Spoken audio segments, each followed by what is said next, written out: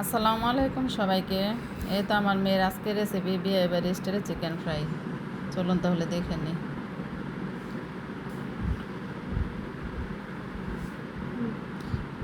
Chicken ফ্রাইটা করার জন্য এখানে প্যানে তেল দিয়ে গরম মশলা দিয়েছে আস্ত, তারপর দিয়েছে পেঁয়াজটা বাদামি করে ভেজে নিয়ে এসছে।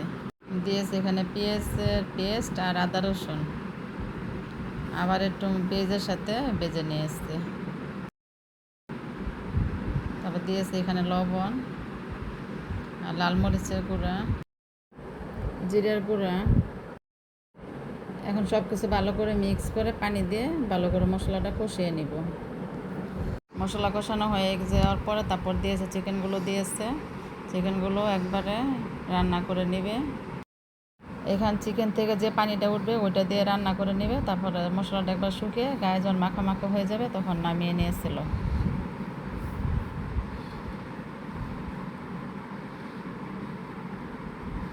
এই তো চিকেনটা রান্না হয়ে গেছে, এরকম করে মশলাটা শুকিয়ে গায়ে মাখা মাখা হয়েছে। এখন কোট করে নেবে। তাই কোট করে নেওয়ার জন্য এখানে 2টি ডিম ফেটে নিয়ে আসছে। তারপরে এখানে নিয়েছে ব্রেড ক্রাম্ব। তাই আগে ডিমের ভিতরে চিকেনটা দিয়ে মেখে তারপরে ব্রেড ক্রাম্বের ভিতরে কোট করে নিয়ে আসছে। এইভাবে চেপে চেপে কোট করে নিয়েছিল সব। এখন একইভাবে সবগুলো রেডি করে নিয়ে আসছে।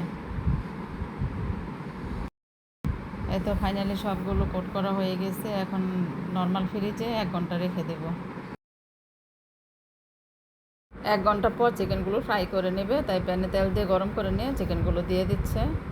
আর চুলার আঁচটা কমিয়ে দিয়ে আস্তে ধীরে 2 পাশে লাল করে ফ্রাই করে নিয়ে আসছে। এভাবে চিকেন ফ্রাই করলে চিকেন ফ্রাইটা অনেক ক্রিসপি হয় আর পোলাওর সাথে খেতে অনেক মজা হয়। এই তো চিকেন ফ্রাইগুলো ভাজা হয়ে গিয়েছে, লাল করে ভেজে নিয়ে এসছে। এখন তুলে নিচ্ছে। এই তো ফাইনালি হয়ে গিয়েছে বিয়েবাড়ি স্টাইলের চিকেন ফ্রাই।